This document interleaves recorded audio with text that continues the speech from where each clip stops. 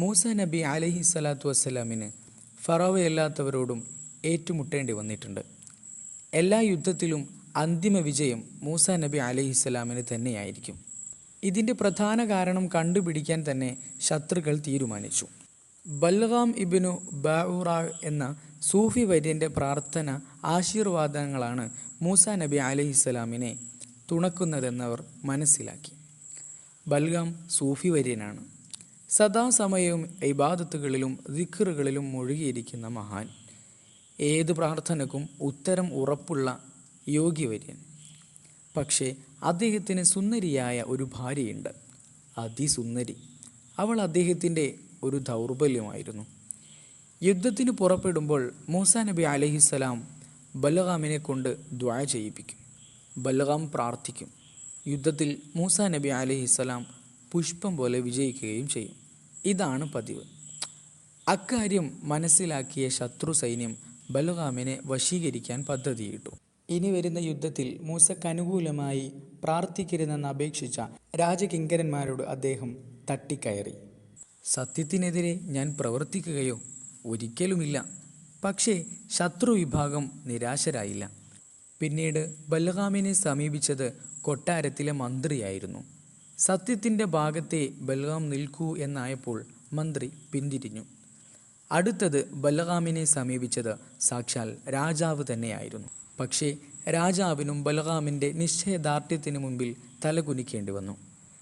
എന്നാൽ അതുകൊണ്ടൊന്നും അവർ തങ്ങളുടെ ഉദ്യമത്തിൽ നിന്ന് പിന്തിരിഞ്ഞില്ല. അവസാനം ബൽഗാമിൻ്റെ സുന്ദരിയായ ഭാര്യ കൊട്ടാരത്തിൽ ഹാജരാക്കപ്പെട്ടു.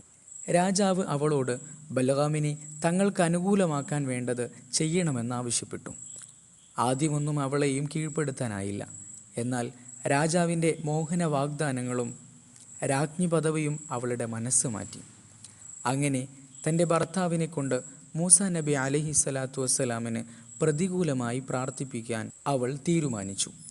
സത്യത്തിനു വേണ്ടി ഭാര്യയുടെ മുമ്പിൽ ബൽഗാം നിരവധി ന്യായങ്ങൾ നിരത്തി നോക്കിയെങ്കിലും അവസാനം അവളുടെ കണ്ണീരിൻ്റെയും മധുരമൊഴികളുടെയും മുമ്പിൽ ബൽഗാമിന് അടിതെറ്റി.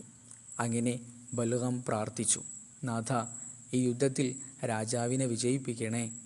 പിന്നീട് നടന്ന യുദ്ധത്തിൽ ആദ്യഘട്ടം മൂസ നബി അലൈഹിസ്സലാം പരാജയത്തിൻ്റെ വക്കോളമെത്തി. ജിബ്രീൽ മുഖേന പരാജയത്തിൻ്റെ കാരണമറിഞ്ഞ മൂസ നബിയുടെ മനസ്സ് വേദനിച്ചു. ആ വേദനയിൽ ബൽഗാം വെന്തു നീറി. യുദ്ധത്തിൻ്റെ അവസാന ഘട്ടം മൂസ നബി അലൈഹിസ്സലാം തന്നെ വിജയിച്ചു. അഥവാ സത്യം തന്നെ ജയകൊടി പാറിച്ചു. മൂസ നബി അലൈഹിസ്സലാം ബൽഗാമിനെ ശപിച്ചു.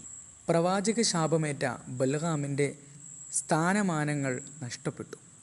എന്തു ചോദിച്ചാലും ഉത്തരം ലഭിച്ചിരുന്ന ബൽഗാമിന് 3 അവസരങ്ങൾ മാത്രമേ ഉത്തരം നൽകപ്പെടുന്ന പ്രാർത്ഥനയുള്ളൂ എന്നായി. വിവരമറിഞ്ഞ ബൽഗാം ഞെട്ടിപ്പോയി.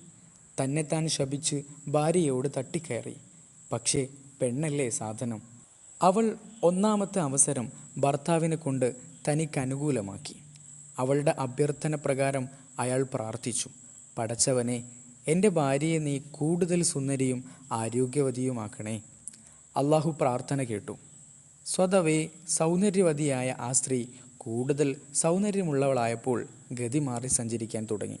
അപ്പോൾ ഗതികെട്ട് ബൽഗാം 2-ാമത് പ്രാർത്ഥിച്ചു, തമ്പുരാനെ, ഇവളെ കൊണ്ട് ഞാൻ തോറ്റു.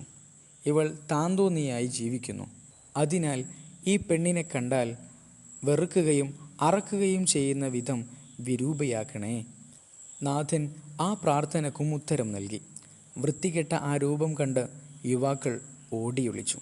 അവസാനം ഭാര്യയുടെ പേക്കോലവും ദുർഗന്ധപൂരിതമായ ശരീരവും കണ്ട് അറപ്പു തോന്നിയ ബൽഗാം 3-ാമതും പ്രാർത്ഥിച്ചു, അല്ലാഹുവേ, ഇവളെ നീ അവളുടെ യഥാർത്ഥ രൂപത്തിലേക്ക് തന്നെ മടക്കണമേ. അതിനും ഉത്തരം ലഭിച്ചു. അങ്ങനെ ഒരു പെണ്ണിന് വേണ്ടി ആ മനുഷ്യൻ തൻ്റെ 3 അവസരങ്ങളും എന്നല്ല ജീവിതം തന്നെ നശിപ്പിച്ചു കളഞ്ഞു. അങ്ങനെ അതമ്പതിച്ച് ബൽഗാം മരണപ്പെട്ടു. അള്ളാഹുവിനെ ഭയപ്പെട്ടുകൊണ്ട് അവൻ്റെ വഴിയിലായി ജീവിക്കാൻ നമുക്കെല്ലാവർക്കും നാഥൻ തൗഫീഖ് നൽകുമാറാകട്ടെ. ആമീൻ യാ റബ്ബൽ ആലമീൻ.